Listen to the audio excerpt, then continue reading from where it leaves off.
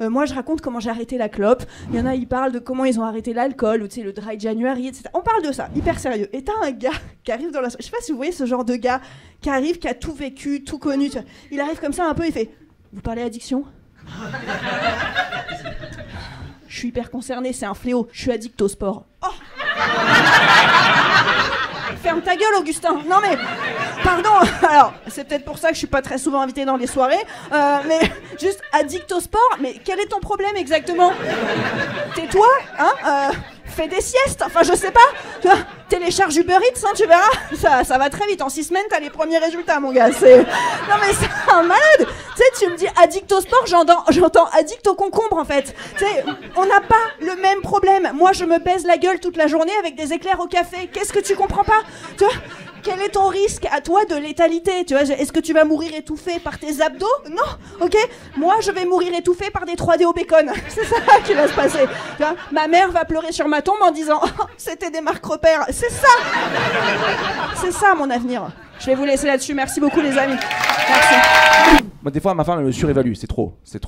Là, cet hiver, pour la première fois en 15 piges, je suis allé faire du ski. En partant, elle me dit bébé, s'il te plaît, fais pas de hors-piste. Moi, je vais essayer de pas faire de chasse-neige, c'est ça que je vais essayer de faire.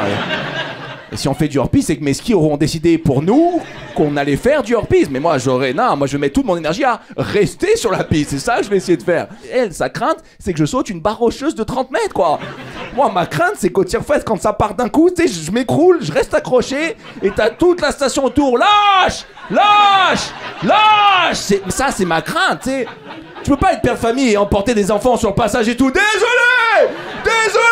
Je sais pas si vous avez suivi là récemment, Riles, il a couru 24 heures. Vous avez vu ou pas? On peut l'applaudir, faites un maximum de bruit pour lui, c'est fou. Il a couru 24 heures. Ouais. Et il est resté au même endroit. Moi, je veux courir 24 heures, je vais arriver à Lille. 24 heures, ça dure longtemps, vous vous rendez compte? En plus, il y a des enculés dans les lives qui écrivaient en commentaire « Ouais, il s'est arrêté pour faire pipi ». La France, on n'est jamais d'accord avec tout. Tu peux monter l'Everest, tu peux courir 24 heures, on trouvera toujours une excuse. S'il avait allumé l'application des pas sur son téléphone, il aurait gagné 14 €. Ça aurait été très bénéfique pour lui, hein.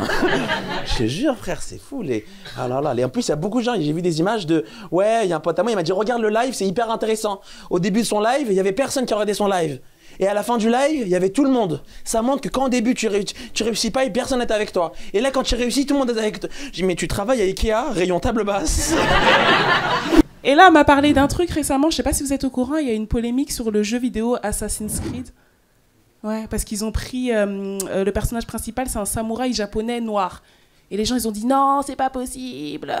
Un noir, il peut pas être plus fort en samouraï qu'un vrai japonais parce que les japonais, c'est leur art martial depuis longtemps.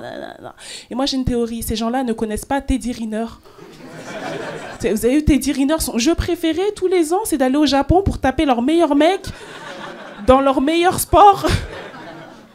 Et il y a des gens qui osent dire non, un noir, nan. Et il y a eu un autre argument aussi, c'est que les gens ils disent ouais, c'est trop woke, c'est trop à la mode de mettre des noirs partout, les noirs ils veulent nous remplacer, tout ça, alors que c'est faux. Tu sais, on n'est vraiment pas surreprésenté, rien que dans le cinéma français par exemple.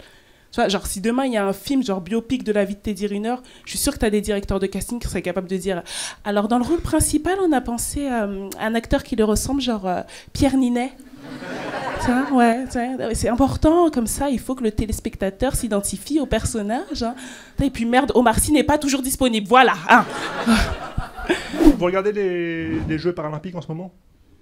Ouais, c'est cool, moi aussi je regarde. Je découvre parce que je connaissais pas bien. Vous savez, ils concourent par niveau de handicap, je savais pas ça. Comme au judo, tu mets pas un poids lourd face à un poids léger. Là, tu mets pas un mec qui s'est pris un poids lourd face à un mec qui s'est... Voilà. Vous avez compris la blague, quoi. Et c'est bizarre parce que parfois c'est le même niveau de handicap, mais c'est pas le même handicap. Et ça donne des événements un peu étranges. Il y a des trucs, on dirait vraiment que c'est organisé pour répondre à une question de mec bourré à 2h du matin. Qui est là, à ton avis, qui c'est qui nage le plus vite? Un mec qui a pas de bras ou un mec qui a pas de jambes? Mais Eurosport, c'est maintenant, on va voir la réponse à toutes nos questions immédiatement. C'est pas le mec qui a un bras parce que lui il tourne dans le bassin. J'ai vu le niveau de handicap est déterminé par le médecin, et il y en a qui sont accusés de tricher et de gonfler leur niveau de handicap pour être favorisés. Je me dis, ça doit se voir, quoi. Si au milieu du match de volley assis, il y a un mec qui se lève et qui tape un smash, il va y avoir un petit silence dans le stade, quoi. Au mieux, un mec qui crie un miracle. Le gars qui fait un tour de stade. Qui, dans l'entreprise, s'est dit on va venir ici ce soir? Ouais, Marine, je vais te poser une question, il n'y a pas de mauvaise réponse. T'es venue parce que tu kiffes le stand-up ou fallait organiser un truc à un budget pas très élevé? Dis la vérité, t'inquiète. Tu kiffes le stand-up? C'est vrai ce que tu dis ou pas? Ouais, bah merci beaucoup Marine. Non, vous savez pourquoi je pose la question au groupe? Parce que souvent à la sortie, ils nous attendent et ils nous sortent des phrases du genre bah à la base, on savait pas quoi faire. C'était soit ça, soit un bowling, et ça c'est vexant.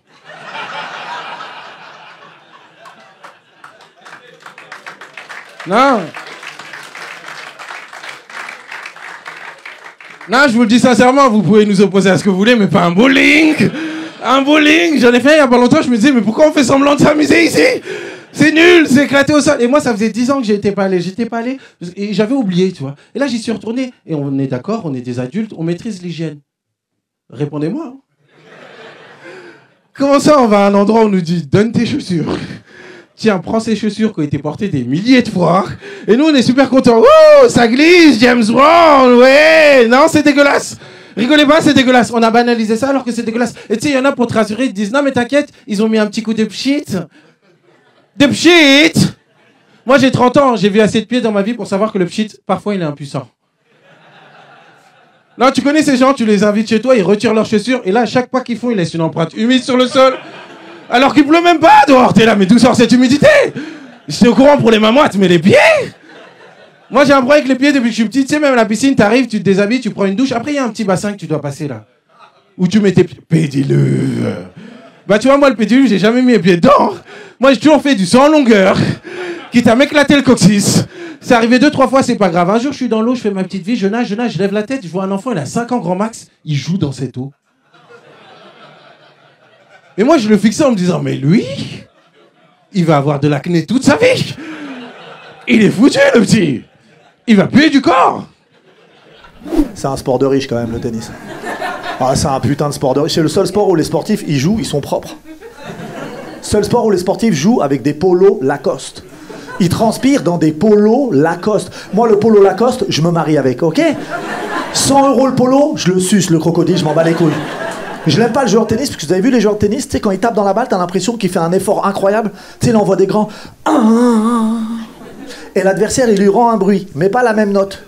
Parce que sinon, le point, il est annulé, je crois, un truc comme ça. Ça veut dire, si lui, il envoie... L'adversaire, il lui rend... Oh! C'est bizarre, non? Faites l'expérience, regardez un match de tennis les yeux fermés. On dirait une bagarre de mecs faibles, c'est très très bizarre. Tu sais, tu vas entendre des... Oh! Avantage. Le joueur de tennis, il joue, toutes les 2 minutes, il s'assoit. Là, il y a un mec qui sort de nulle part, il vient en courant, il lui met un parasol au-dessus de la tête. Parce qu'il faut pas qu'il bronze, faut respecter sa peau, attention. À côté de lui, il a un frigo.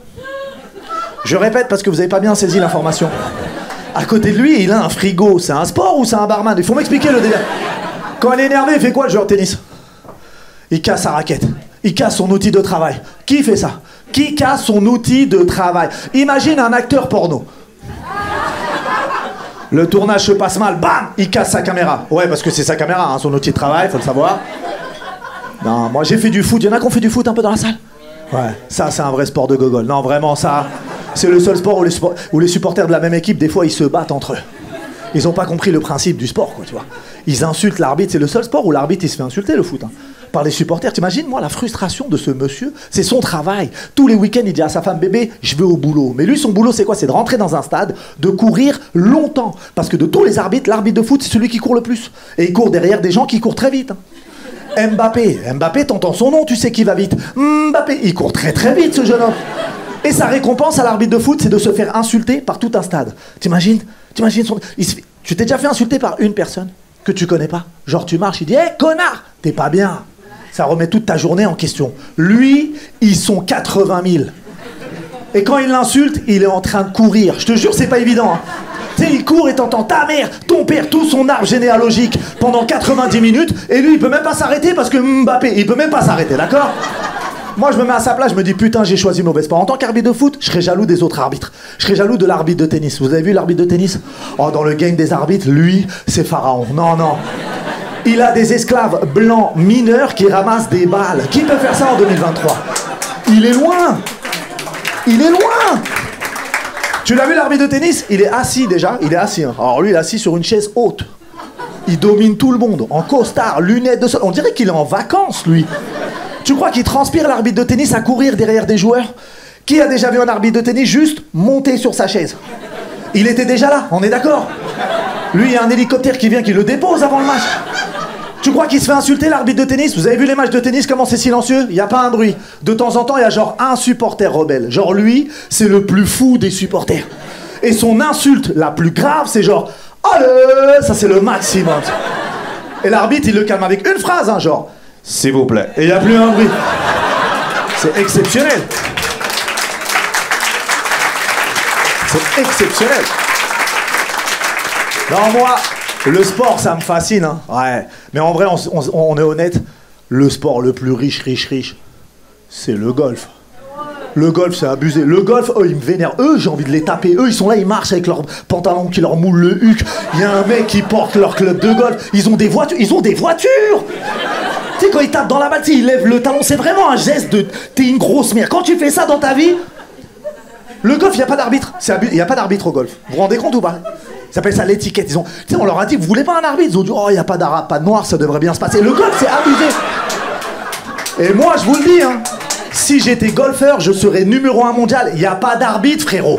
Je prends la balle avec la main, je la mets dans le trou. Tu vas faire quoi? Il va me dire, t'as mis la balle avec ta main. Je dis, bah, demande à l'arbitre, hein, qu'est-ce que je te dis? Passez une bonne soirée, messieurs, dames. Merci beaucoup de m'avoir écouté. Vous avez vu Macron au foot? Oh, le moment de gênance, les amis. Vous avez vu quand il est rentré avec Brigitte Macron au stade? On dirait la maman qui ramenait son fils au foot, quoi. C'était... À un moment, il y avait un ancien footballeur sénégalais qui s'amusait à le dribbler. Tu sais, il driblait Macron en modèle, il lui a mis un petit pont. Et vous savez ce qu'il a fait, Macron? Il lui a mis une balayette. Vous n'avez pas compris. Le président de la République française se mange un petit pont, il met une balayette à un mec normal. Ça vous choque pas? Après, CNews, ils ont dit Macron a taclé un migrant. Bon, après, voilà. C'est CNews, on respecte, bien sûr. Il y avait un moment de gênance, ses amis. Le penalty. Est-ce que vous avez vu ce moment? Déjà, Macron, il a pris le ballon parce qu'il a le 49-3. Et parce qu'en plus, il y avait un gardien en face. Je ne sais pas si c'était un gardien ou un ministre ou un futur ministre. Parce qu'il a mis une frappe. Le goal a fait semblant de plonger. Tu sais, il a fait ça. T'es trop fort. Mais c'est un dictateur, ce mec, je suis désolé. Vous savez quoi? Il y a 2 ans de cela, Kim Jong-un avait organisé un match de foot chez lui. Ouais, pour vous dire à quel point il y a beaucoup plus de démocratie là-bas. Il a tiré un penalty, le goal a plongé et il a arrêté la balle. Bon, après, on n'a plus revu le gardien. Hein, ni le ballon, ni le stade. Il a tout rasé. Oh. À la base, c'était un match caritatif pour sauver les hôpitaux en France. Vous n'avez pas compris? Emmanuel Macron a participé à un match caritatif pour sauver les hôpitaux en France. On parle quand même du mec qui a détruit l'hôpital, quoi. Moi, mon kiff, c'était quoi? C'est que durant ce match, Macron se blesse. Et qu'on le ramène aux urgences. Et qu'il découvre la réalité.